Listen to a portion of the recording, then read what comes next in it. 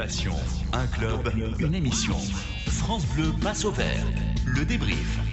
Allez, dans un instant sur France Bleu Saint-Étienne-Loire, nous allons parler avec un éducateur. Comment parler de ce qui s'est passé hier au stade avec de jeunes footballeurs en herbe. On aura également aussi Dominique Battenet, ancien vert, qui va réagir à ce derby. Alors sur le derby côté sportif, bien entendu, il va aussi nous donner son avis à lui sur ces incidents. Et pour parler des incidents et de leurs conséquences, nous sommes ce soir avec Evans Richard, le préfet de la Loire. Bonsoir. Bonsoir. Et merci d'être avec nous dans le débrief sur France Bleu Saint-Étienne-Loire. Affrontement entre supporters avant le match et pendant le match. Des banderoles et tifos de supporters stéphanois et lyonnais. L'envahissement de terrain en fin de rencontre. À qui la faute, tout ça, monsieur le préfet ? Moi, je ne suis pas là pour définir qui est responsable, qui ne l'est pas. Moi, ce que j'observe, c'est que le niveau de violence atteint hier à l'occasion du match ASS-OL est totalement intolérable et inacceptable. Alors, c'est vrai que la plupart des spectateurs et des téléspectateurs n'ont eu comme image que ce qui s'est passé dans le stade, à savoir des fumigènes, à savoir un envahissement du terrain. Mais ce qu'il faut bien savoir, c'est que le niveau le plus aigu de violence a été enregistré bien avant le début du match. C'est-à-dire dès que les supporters lyonnais se sont aventurés en bus, comme je l'avais demandé, donc aux abords du stade, et qu'il a fallu employer la force pour tenter de tenir éloignés les supporters stéphanois qui voulaient faire obstacle à l'entrée des supporters lyonnais. Monsieur le préfet, qu'est-ce qui s'est passé précisément dans cet avant-match et comment est-ce possible, alors même vous le disiez, que c'est un déplacement qui était très organisé? C'est un déplacement qui était très encadré, puisque les supporters lyonnais que j'avais autorisés devaient venir en car, que ces cars étaient pris en charge dès les locaux de l'OL, qu'ils étaient escortés de forces de police. Il n'empêche que malgré ces précautions, un certain nombre de supporters stéphanois se sont rassemblés pour empêcher l'entrée de ces bus dans l'espace réservé aux visiteurs. Et que pour permettre l'entrée de ces bus, il a fallu employer la force.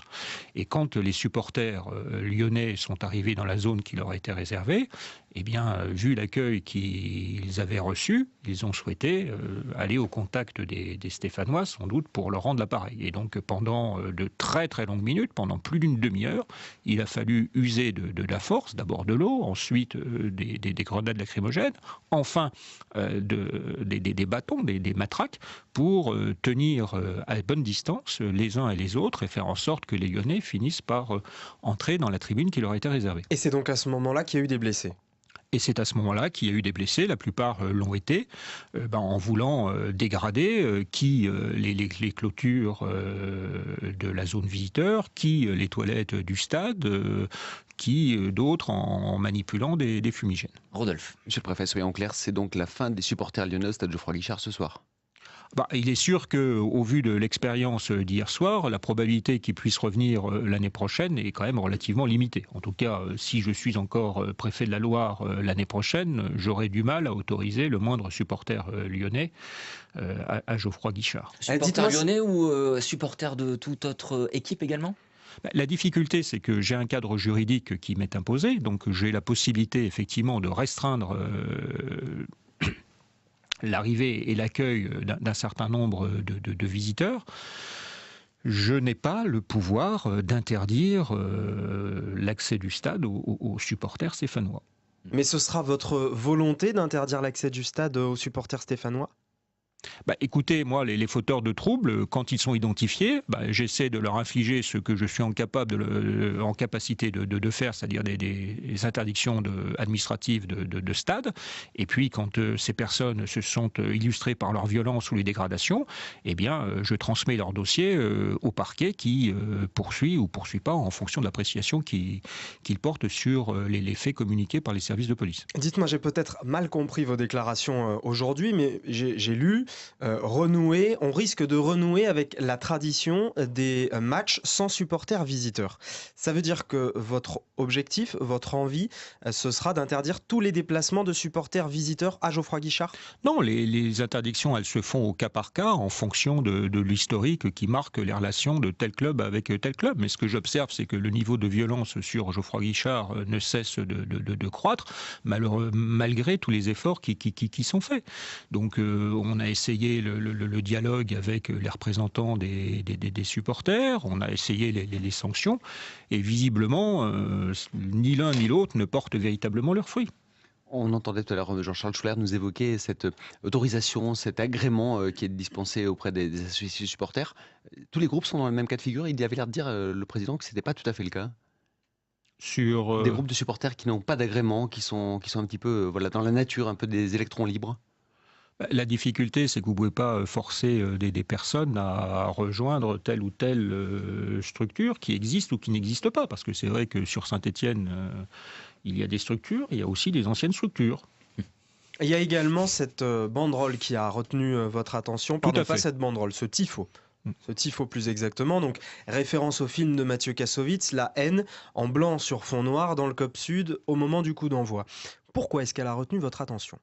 Parce que je crois que l'image que je me fais du sport, c'est pas l'image de la haine. C'est l'image d'une compétition, donc avec les forces et les faiblesses des uns et des autres. Il y a ceux qui gagnent pas, mais en aucun cas, une compétition sportive ne peut donner lieu à de tels débordements, à de la violence, à une incitation à la violence. Aujourd'hui, on essaie de faire du sport un facteur de cohésion sociale, et là, on a des supporters qui n'ont comme vision du sport que la haine. J'avoue quand même qu'il y a matière à question.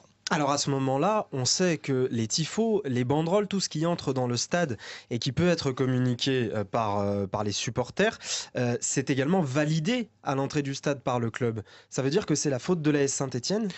Moi, je ne suis pas là pour, comme je l'ai dit tout à l'heure, dire que c'est la faute à X ou la faute à Y. Moi, je constate qu'il y a un niveau de violence, qu'il y a un niveau d'incitation à la violence qui est intolérable à Saint-Étienne. Et est-ce que vous avez comme nous le sentiment que ça ne tient qu'à un petit groupe d'individus? Parce que vous parliez des supporters, mais pour moi ce ne sont pas des supporters justement. On a entendu les supporters, ils étaient désespérés ce soir. Eux, ce sont des supporters. Moi, ce qui me navre dans cette affaire, c'est que, comme vous le soulignez, il y a aux deux extrémités du stade un nombre limité de personnes qui ont des attitudes extrêmes, alors que la plupart du public dans les tribunes a plutôt un comportement apaisé. Et je me demande quel est le spectacle ou quel est l'enseignement que peuvent retirer les jeunes qui accompagnent leurs parents lors d'une pareille compétition. Je reviens sur ma question sans utiliser le terme la faute, puisque c'est notre désaccord. En l'occurrence, quelle est votre marge de manœuvre pour plus responsabiliser peut-être l'AS Saint-Étienne, le club, le stade Geoffroy-Guichard dans cette histoire ?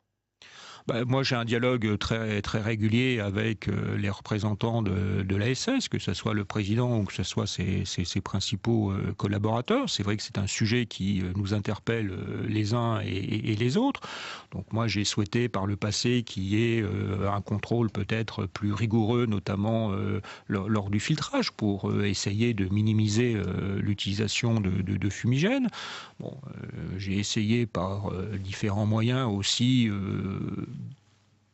de mettre en place un certain dialogue avec quelques supporters. Alors c'est vrai que les circonstances ont rendu le dialogue parfois difficile, parce que quand vous avez comme interlocuteur quelqu'un à qui vous venez d'interdire le stade, justement, c'est sûr que j'ai une question par rapport à ça. Les choses ne se passent pas forcément aussi facilement et aussi de façon aussi fluide qu'on le souhaiterait. Vous confirmez que les leaders de groupes de supporters qui étaient condamnés n'étaient pas là hier soir, ils étaient interdits de stade.